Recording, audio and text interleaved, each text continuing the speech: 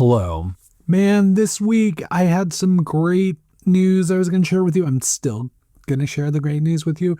But as the week went on, this more negative thing started happening that I need to talk about, need to rant about, with the caveat that I bring a very myopic and unnuanced view to this aspect. And yet I still feel like we need to talk about it. So before I get up all in my feels, let's just go through some good news, some quick hits. Big news, of course, is Silicon Forest Tech Summit 2026 coming up March 14th. I want to take you through that. But before we do, and before I get into the whole rant about QSBS, let's just touch on a few quick things that I need to mention as well. And sorry if I seem cranky. It's just this QSBS thing really pissed me off. First, Agility Robotics, our friends at Agility with Digit. I just wanted to highlight that I saw that they've rebranded. They've dropped the robotics. They're just Agility now. So maybe Digit will just be Digi. I don't know. But Agility Robotics, no longer, now Agility. Second up, Beaverton Startup Challenge. Our friends at Oregon Startup Center have a new cohort of the Beaverton Startup Challenge that they're working to recruit. So if you are interested in being part of that, if you're building a startup in Beaverton or Washington County and you want the kind of support and mentorship that Oregon Startup Center gives Beaverton startups, please consider applying for that. Applications close soon. And the other one that kind of just warmed the cockles of my heart, cockles of my heart, is that SBIR, STTR grant funding may be replenished and available for startups. And if you're not informed about SBIR, it's a really good way, non-dilutive funding, non-dilutive grant funding to help startups get working capital to build the kind of solutions they want to build. And it's been gone for a bit, but now it's coming back because of, the federal shit. It's coming back, potentially coming back. So I'm hoping you can get some of those grants for your startup. So that's the good news there. And then finally, our good friend, Shauna Noah, who I've had the opportunity to work on any number of amazing events with. She is fantastic, incredible event manager, super helpful.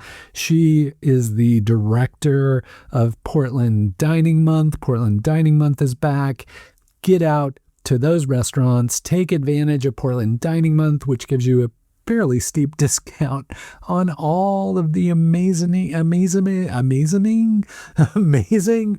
culinary arts of the Portland area. We're world-renowned for our restaurants and that kind of thing, and you can take advantage of them through Portland Dining Month. Go out to dinner. Take your significant other out to dinner. Take your friend out to dinner. Pick somebody off the street. Take them out to dinner. Just take advantage of Portland Dining Month. I am so cranky. So cranky. I had such a good week. I had all these nice stories I was going to talk to you about. And then the qualified small business stock bullshit at the state level just has me verklempt, has me all up in my feels. So I want to talk about that. But let me go through. I want you to stay tuned for the qualified small business stuff, or skip forward to it. I will create chapters so you can just jump to it if that's what you're most concerned about, and I encourage you to do so. But let's start with some good news. Try and get my spirits up this week with some good news, which of course is the Silicon Forest Tech Summit 2026. Third year of this happening. Yosef and his crew and Ashley and all the people doing amazing stuff, getting amazing speakers, prepping everybody, building out the Oregon Convention Center for an amazing event and trade show and things and stuff. It's Pi Day, so I may be doing something special for that day. Apparently, I may even be on stage. I don't know. I'm trying to avoid being on stage. I'll be honest. I don't necessarily like being on stage, but I always like taking the opportunity for a bad pie pun. And so March 14th, 314, 3.14 is Pi Day. Since Silicon Forest Tech Summit is happening on Pi Day, and I helped co-found an organization called Pi, it seems like there's some opportunity there to do something. So get your ticket. Sliding scale, $24 or so, super cheap. Come on. These people are doing amazing work. Buy a ticket, but it's available on a sliding scale. If you're a starving founder and you're like, I can't afford $24, slide it all the way down. Pay $1, show up. Just be at Silicon Forest Tech Summit, because it is, I always say it's becoming, but I think it is. This is the annual destination event for the community. No matter where you are in tech, in startups, whatever's going on, you need to be at Silicon Forest Tech Summit, and you will not be disappointed. In order to enforce the feeling that you will not be disappointed, I just want to read off the companies that will have speakers at this event, just so you know the caliber of speakers who will be taking the stage. This is in no apparent order. It's actually in order of the speakers last by alpha, but I'm going to go by companies, because I don't, I might say somebody's name and you're like, who's that? But if I say the company, you'll be like, oh, I've heard of that company. Of course you've heard of that company. This is the biggest event in the tech community this year, all year, annually. Silicon Forest Tech Summit. So let's get into it. Okay. So speakers will be coming from Leica, Latino founders, work from Neuromedica, Free Geek, Airbuild, SGK, AI Collective, Microsoft, you probably heard of that one, LinkedIn, of course you've heard of that one, Highwave, Port of Portland, Workplace Change, Intel, you heard of the Intel? There'll be speakers from Intel, AI Portland, Daimler, Nimbus Aerospace, I said AI Portland, but there are two AI speakers. I said Intel. Intel again, Stereo, Microsoft again, Nike, Silicon Forest, fuck that guy, Connect, Steam Circuit, and of course the Oregon UAS Accelerator. So all kinds of compelling speakers from all different brands of technology, all kinds of verticals within technology. I'll be there. I just want to see you there. I want you to take advantage of what I am doing for Pi Day. You were in the know. Not everybody's aware that I'm doing something for Pi Day, but you, because you're here and you're listening, you know. I want you to benefit from the Pi Day thingamajig that I'm going to be working on. Now, I won't be this grumpy. I'm grumpy now because I'm just upset. I'm upset. I'm going to rant about why I'm upset, even though, as I stated, very myopic, niche point of view that has me upset about what the state of Oregon is doing. I'll admit that. I'm like, it's not a like well-versed or widely distributed view about what the state of Oregon is doing that could negatively impact the startup community and the investment community. That's the point of view I bring. And I'm not saying I understand the financial taxation aspects at a state level of all the things the state is trying to do and fund and how they need to manipulate and Tetris all that shit in to make it work. I'm just saying, from my tiny small corner of where I exist in the startup community of Oregon, this is very detrimental. This QSBS thing that they're talking about, that I talked about it happening in Washington, and shame on me. I didn't realize that Oregon was going through the same stupid shit. You saw me share stuff from Aviel at Foundations and Founders Co-op about what was going on in Washington. Turns out same things going on in Oregon. So I'm all grumpy anyway. Let's fucking get into it. Okay, so this is what's going on. So Oregon has decided that it wants to disentangle its tax law from the federal tax law. Fine. I understand the reasoning for doing that. I'm not upset about that. Some things about what happens at the federal level are great or not. Some aren't, whatever. Anyway, Oregon's like, we're going to detach these two and we're going to like govern our own tax law in different ways. I can't even explain what they're doing. They're just that this is what they want to do. And I can't argue with that. But what they are doing, let me just read you my TLDR on this.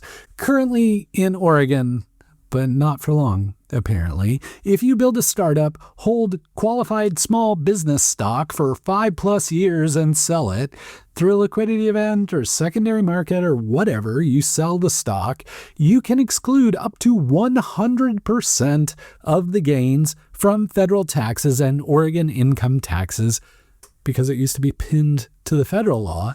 It's one of the biggest incentives for starting a company in terms of financial return, and this new law will change that completely. So qualified business stock, if you're not familiar, is, let me just read this. In the event of an M&A transaction, many stockholders plan to take advantage of the exclusion from federal taxable income of gains realized from the sale or exchange of qualified small business stock, QSBS. Section 1202 of the Internal Revenue Service Code, the IRS code, permits non-corporate stockholders to exclude from federal taxable income a portion of the gain realized from the sale or exchange of QSBS held for more than 5 years. So basically, you take the risk as a founder. You take the risk as an early stage investor. You gain qualified small business stock, you hold on to that for 5 years, and then when you realize some return from that stock, you are saved from the tax impacts as a benefit of being super risk tolerant and taking advantage of that early stage opportunity. You take a huge risk, you gain some benefit from taking that risk, if it even appreciates to anything. I mean, it's all risky riskers and risky risk miss stuff. So now the state is like, nah, we ain't doing that. You are going to get taxed on any returns from qualified small business stock as we disentangle this from the feds. Fine. I understand the reasoning, and I want you to understand the reasoning. This is, part of it is millionaires, rich, getting richer. Disregard the founders who put their life and livelihood on the line to build something meaningful. Disregard the investors who said, we have some capital that we could put to work in your business and maybe we should benefit from taking that risk. Just disregard that whole thing. Let's put that aside for right now. What we're talking about is why they think it's a good idea to get rid of QSBS, and I want to state this because this is what is from the Oregon Center for Public Policy. One of the most sensible moves the legislature can make right now is ending Oregon's connection to the qualified small business stock exclusion. Nationally, 94% of the benefits of QSBS go to investors making more than $1 million annually. QSBS functions by giving early investors, notably venture capitalists, special tax breaks on their shares of certain corporations. Among those who have reaped benefits from QSBS include early investors in companies that do not exist in Oregon, Zoom, Uber, and other California tech startups. Ironically, California disconnected from this wasteful handout years ago. Now, this is where I go, Oregon is not California. I don't know that I can state it any more explicitly. California has an entirely different dynamic of what's going on there. And fine. I get all of this, and I get some of the reasoning. I get it, but I don't get it. So this feels very much to me like, again, trying to prevent people who are already wealthy taking advantage of tax breaks that allow them to accumulate more wealth. And I'm absolutely not for that. Like the rich get richer is an entirely different problem than what they're trying to solve with this. Because here's the crux of the issue. This qualified small business stock tax implication only applies to people in Oregon. Only Oregon founders, only Oregon investors will be subject to this taxation.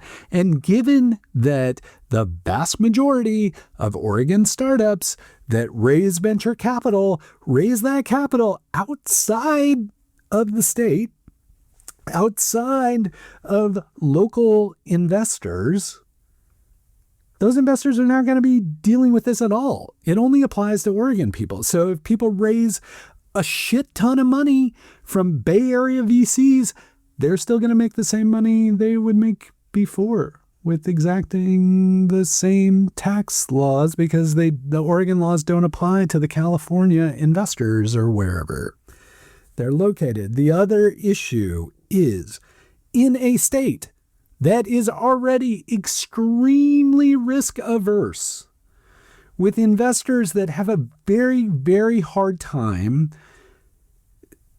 coming up with formidable risk tolerance to make early stage investments.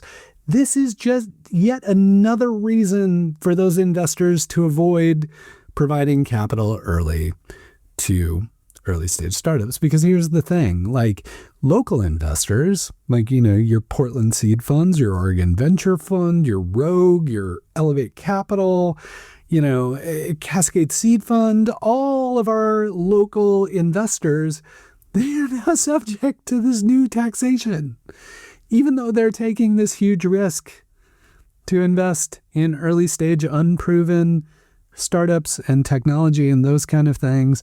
They will now be taxed in a different way for taking those risks, which means their already palpable risk aversion will only be exacerbated by this occurring. So you're like, oh yeah, blah, blah, boo-hoo, boo fucking who for the VCs. I know, I hear what you're saying, but here's the thing that kind of sticks in my craw beyond all of that stuff is the teeny tiny amount that the state is going to get by creating this weird hurdle, this weird taxation from the handful of exits that occur from time to time. Like that amount is like insignificant compared to the amount of potential income tax they could get from employees of new and growing companies. As I have mentioned any number of times, net new job growth, first and foremost, comes from new companies, not existing companies hiring, not companies moving here and hiring. Net new job growth, the number one way to grow more jobs is to create more companies that hire people for new roles that never existed before because the company never existed before. And if you put a barrier in creating those new companies, you have a significant detrimental impact on the broader income tax base, given that there will be fewer companies with fewer employees paying taxes. That's all I'm saying. It's really concerning. I'm not saying help the rich get richer. I'm not saying, well, poor VCs, they really need more capital. What I am saying is for a state that already has a significant number of challenges in providing funding to early stage companies, this is yet another reason, another impediment, another way of preventing Oregon from growing, starting building, growing companies that will provide the employment that our state needs for the future. So that's it. Long story short, That's all I'm upset about with this. Will we weather it? Probably. I mean, this only applies to Oregon folks, so we're all in this together. And I just want to say one final thing about this. I mean, this basically puts a dent in or outright kills generational wealth creation opportunities for every Oregonian involved in the capital stack of our local startup community. So what can we do? Doesn't matter. We've been ignoring this too much. The House and Senate already put this through. It's on Tina Kotek's desk. So, I mean, one of the things you can do is write a letter to Governor Tina Kotek and be like, hey, yo, don't like this. Can we think about something different? I've linked up a letter from Robert Peace at Cascade Seed Fund. Skip Newberry at the Technology Association of Oregon has also provided a letter that I've linked up that you can use to send to the governor. I seriously doubt she's going to veto this, but please send her a letter anyway. And then they've also talked about potentially, if you've been in Oregon for any amount of time, like Oregon traditionally will just be like, we don't want to decide on this, send it to the voters. And so the legislature will do that quite often. So the legislature may be working on moving this to a referendum that would go to the ballot and be voted upon. But I mean, quite frankly, that doesn't stand a great chance of succeeding either. Because this is a very complex issue. And again, I am very focused and myopic on this very, very niche portion of the community, which is you as a startup founder or people who work in startups that I'm very concerned about that this impacts adversely, and that might not play for the broader state. And I get that. I just want you to be aware of it.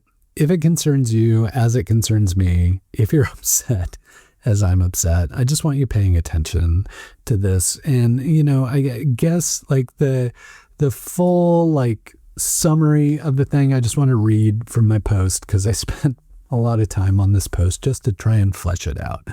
Whatever the case, this is a mess for the entire Oregon startup community, even those people who haven't taken the leap yet. Founders, investors, and early employees all stand to lose out on the benefits of taking risk on early-stage ideas, and our already questionable presence in the world of startups becomes almost laughable. All I'm saying is I like writing about startups. I like seeing you here every week where I'm talking about startups and that kind of thing, but if this whole thing goes through, it's highly likely this could become a monthly segment because there's just not going to be a lot of startup activity here. And that, of course, is my greatest concern because I love founders. I love startups. I love the entire Oregon community and what we do and how we try and do it. And this legislation flies directly in the face of what makes Oregon entrepreneurship, and Oregon small business so great. And I'm sorry to see that. And I'm sorry that there weren't enough people paying attention to get out ahead of this or talking about it. I wish it was my full-time job to pay attention to this shit so that this didn't happen and this didn't impact you, but we are where we are. It is what it is, and it's fucked. But, if you don't share my viewpoint, totally get it. You're like, you're stupid. This is dumb. This law prevents billionaires from being bigger billionaires or whatever. I get it. As I said, I have a very myopic viewpoint. I'm not claiming I know everything about taxation and financing a entire state. But what I'm saying, from my little corner of the world, this seems bad. And so I wanted you to be aware of it, just so that you can potentially think about it. Maybe contact Tina Kotek, maybe write her a letter, maybe let's figure out ways to not have this happen again in the future. Okay? So that's my rant, and I'll just be done with it. And we can kind of move on to another piece of just good news-ish. It's good news. It's just not it's something I try and do every year, and I don't want to be performative about it or weird or anything, but like there's kind of this tradition of Stephen Green, who is the head of Better Portland, Vanport Studio, founder of Pitch Black. Like he kind of created this tradition where for Black History Month, which of course is February and just ended, each day of the month, he takes the opportunity to highlight one Black founder per day or one Black-led business from Portland or the state of Oregon that, just deserves highlighting. And this year, he decided to take a slightly different spin on it, where for Black History Month, Stephen highlighted one Pitch Black alum for each day of February. And if you're not familiar with Pitch Black, it is the largest single day pitch event for Black founders, like west of the Mississippi, maybe in the entire United States. And it's really weird. No, not weird. It's really great that it happens to take place in one of the whitest cities in the United States. There's just like something amazing about having an event of this, impact, in this kind of like heft occurring right here in Portland. And, there's Pitch Black food. There's Pitch Black, the traditional pitches. There's all kinds of activity around this. So lots of Pitch Black alums now. And so Stephen, each day showed, here's a Pitch Black alum, here's a Pitch Black alum, went through a bunch of people. And so at the end of the month, my job as part of this tradition has to become the person who recaps everything. So in the future, if you're like, who is featured Black History Month 2024, you can just go back and look at the list of all the people. There's the Silicon Florist post that's like, here are all the people here frequent these Black businesses, all that kind of thing. So there's been this ongoing history that I'm really feel humbled and privileged to participate in, and I'm really happy to recap it every month, and all by way of saying that list is out there, as well as all the other lists. So you can go through the list for 2026, and then when you get to the bottom, you're like, I met a bunch of amazing people, and then you're like, what? What's that? There's a list of all these other years of Black History Month where I can meet a whole bunch of other amazing people. And so that's the happy part of it. So it's like this is like one of those... If you give startup pitches, or if you present and get feedback on your presentations, there's this concept of a shit sandwich, which is like you say something really nice and then you provide a bunch of really shitty critical feedback and then you say something nice again. So this episode is like your shit sandwich episode, where it started off with Silicon Forest Tech Summit, fucking amazing. And then this QSBS shit, pile of shit, and then the Black History Month, amazing, several years, amazing folks that are highlighted. So please take the two slices of the good and maybe just avoid them. I don't know. Yeah, let's just stop. Fuck. I don't even know what's going on this week.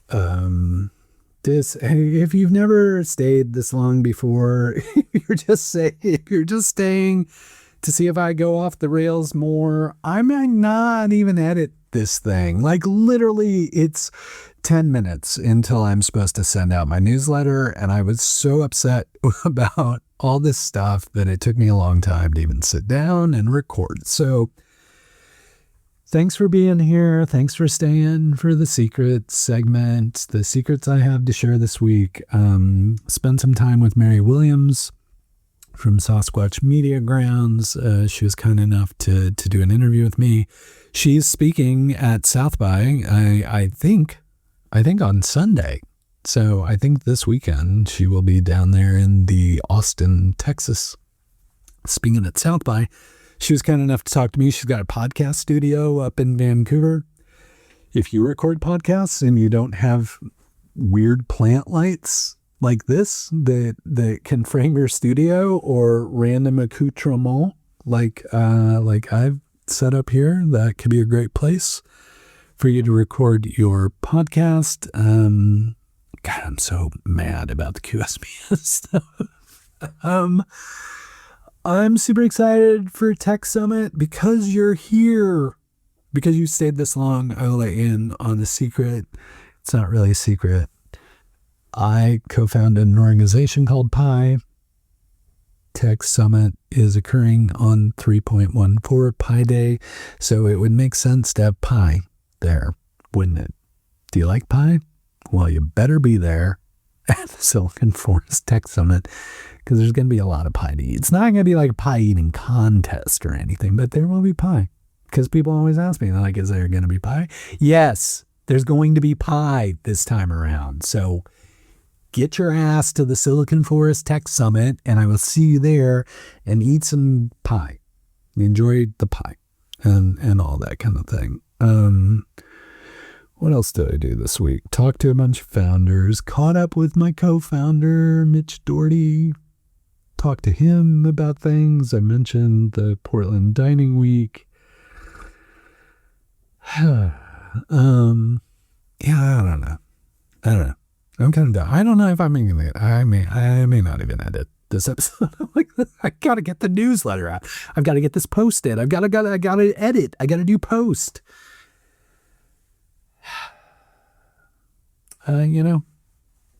Sometimes, my friends, this is just the way the cookie crumbles.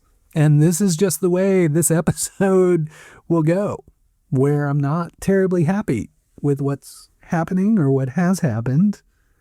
Sometimes it can't be all like butterflies and rainbows and roses in the startup world. Sometimes there's just some shitty stuff that happens. And I sincerely hope this does not negatively impact the people I know who are raising funds, the people I know who are doing pitch competitions, the startups who are trying to hire amazing people and using early stage stock as a way of compensating those people, or perhaps compensating themselves post exit. It's just really disappointing. I'm just really disappointed. I'll be honest. This is super disappointing for so many people to work so hard on this community to try and help people build the kind of companies they want to build and have success in that regard. And this is how the state rewards us for doing that. Hang in there till we get the chance to chat again. Please keep up the good work, even if the state won't support you doing that.